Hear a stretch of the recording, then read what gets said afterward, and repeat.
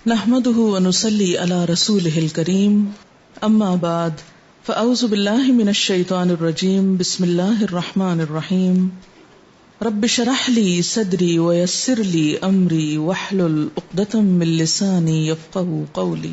ایک عورت بھی اللہ کی بہت خوبصورت اور حسین تخلیق ہے، موتیوں سے بھی بڑھ کے قیمتی ہے، اور اللہ نے اس کو جو حسن دیا ہے وہ سب کے لیے نہیں ہے۔ ہمارا حسن سب کے لیے نہیں ہے، ہر ایک کے لیے نہیں ہے۔ اللہ نے ہمیں جس کے لیے پیدا کیا ہے، جس کے لیے بنایا ہے، یہ اسی کا حق ہے۔ آپ دیکھیے کہ بچپن سے ہی ایک چھوٹی سی بچی کو بھی جو شوق ہوتا ہے وہ کس چیز کا ہوتا ہے؟ سجنے بننے سنورنے کا۔ چھوٹے چھوٹے بچے ماؤں کی لپسٹکس کا کیا حال کرتے ہیں، صرف اپنے اوپر نہیں لگاتے، دیواروں پہ بھی لگا دیتے ہیں۔ اور اسی طرح قرآن مجید میں بھی آتا ہے افمن ينشأ فی الحلیۃ، کیا وہ جو زیورات میں پالی جاتی۔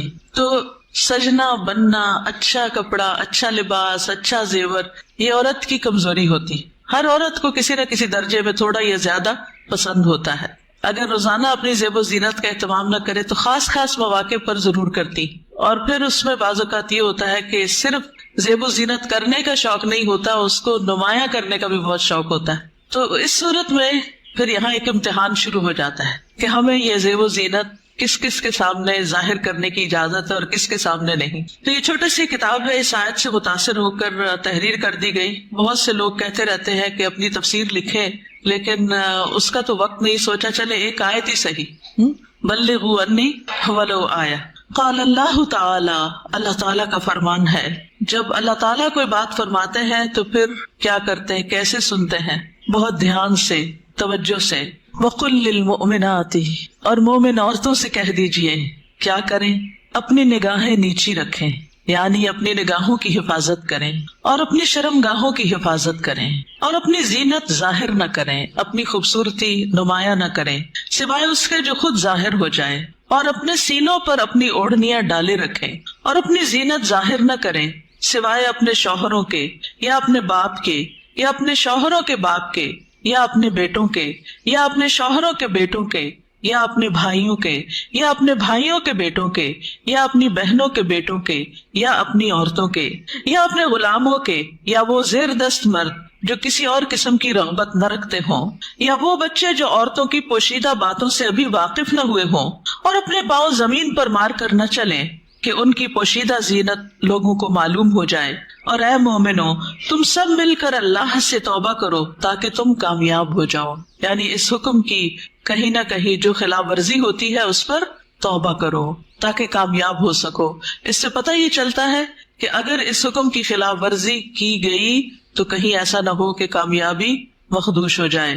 تو ارشاد ہے وَقُلْ لِلْمُؤْمِنَاتِ، اور مومن عورتوں سے کہہ دیجئے۔ پیج 3، مومنات کون ہوتی ہیں؟ جو ایمان لانے والیاں ہیں، اللہ اور اس کے رسول محمد صلی اللہ علیہ وسلم کا حکم دل سے مان لینے والیاں، ماننے کے بعد ان احکامات پر عمل کرنے والیاں، اللہ سے اپنی محبت کے دعوے کو سچ کر دکھانے والیاں۔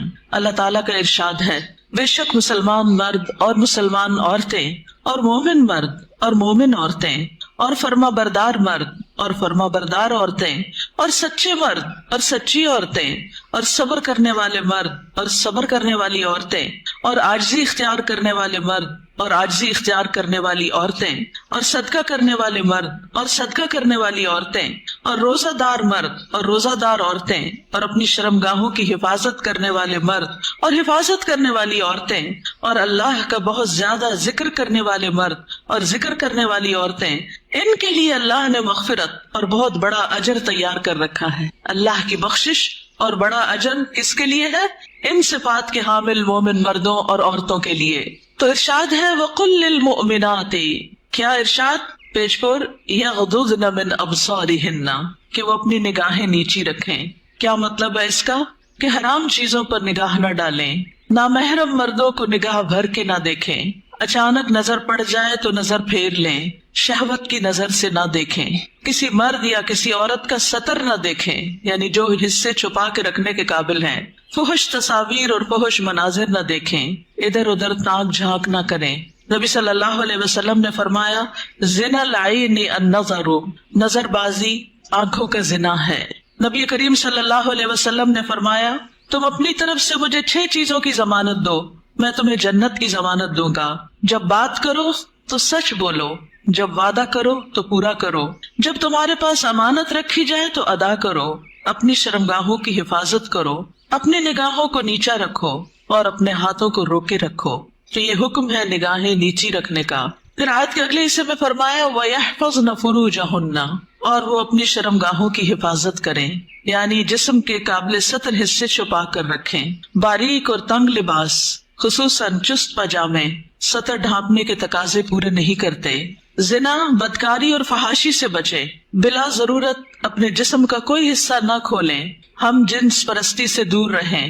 جانوروں یا مصنوعی آلات سے جنسی خواہش پوری نہ کریں.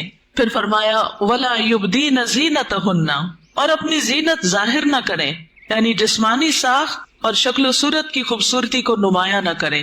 زینت میں دونوں چیزیں آ جاتی ہیں، جسم کا فگر بھی اور شکل و صورت کی خوبصورتی بھی. پھر مصنوعی اور آرائشی زینت جیسے زیور، لباس یا میک اپ وغیرہ چھپا کر رکھیں نان محرم سے. باریک لباس نہ پہنیں. گھر سے نکلتے وقت تیز خوشبو نہ لگائیں کیونکہ وہ بھی زینت کا حصہ ہے. رسول اللہ صلی اللہ علیہ وسلم نے فرمایا 2 قسم کے لوگ جہنمی ہیں جنہیں میں نے نہیں دیکھا. وہ لوگ جن کے پاس بیلوں کے دموں کی طرح کے کوڑے ہوں گے جن سے وہ لوگوں کو مارتے ہوں گے.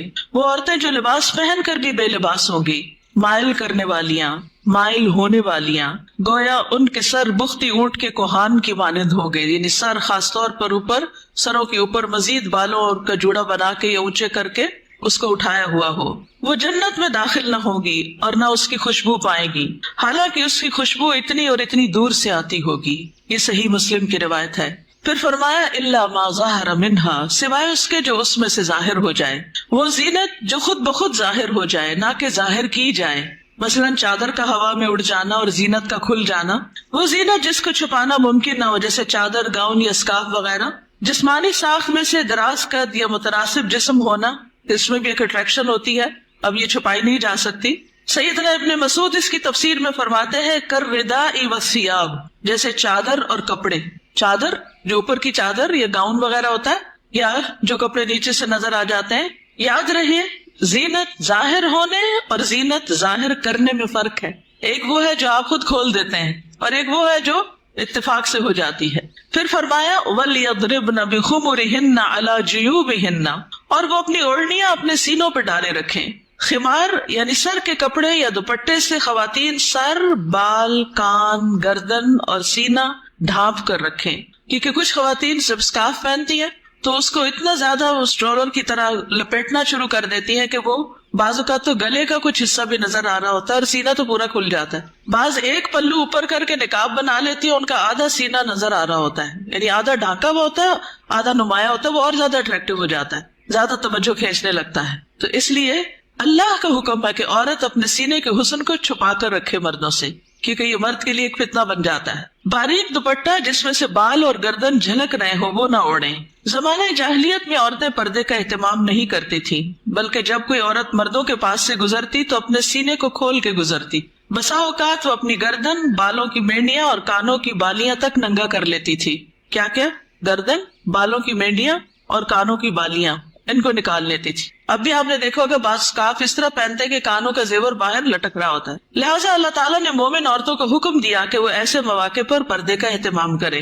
سیدہ عائشہ فرمایا کرتی تھی جب یہ آیت نازل ہوئی وَلْيَضْرِبْنَ بِخُمُرِهِنَّ عَلَى جُيُوبِهِنَّ، تو ان سب نے اپنے تہ بندوں کو کناروں سے پھاڑ کر ان کی اوڑھنیاں بنا لی، یعنی جو نیچے تہ بند ہوتا ہے نا، جو نیچے پہنتے ہیں شلوار کی طرح. تو انہوں نے کیا کیا کہ اور اگر کپڑا نہیں ملا سر کا اس طرح چادر بنانے والا، تو انہوں نے انہیں کو ہی ذرا صحیح کر کے، یعنی اس کے کنارے وغیرہ کاٹ کے اس کو چادر کی شکل دے دی.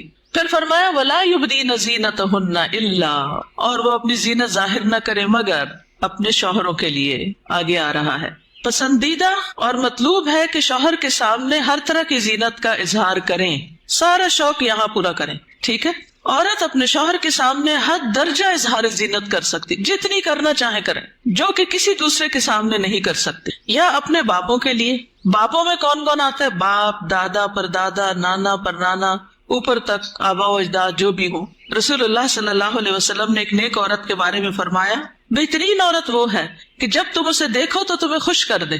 تو شوہر کس طرح خوش ہوگا؟ جب آپ اچھے کپڑے پہنیں گے، اچھا لباس کے ساتھ اچھا زیب و زینت، زیور، میک اپ وغیرہ میں ہوں گی.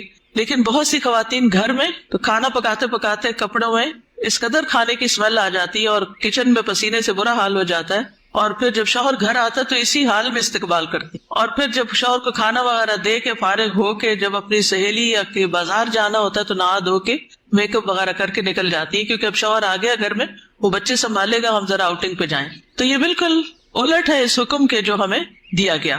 فرمایا بہترین عورت وہ ہے کہ جب تم اسے دیکھو تو تمہیں خوش کر دے، جب تم اسے کوئی حکم دو تو تمہاری اطاعت کرے، اور تمہاری غیر موجودگی میں اپنے نفس اور تمہارے مال کی حفاظت کرے.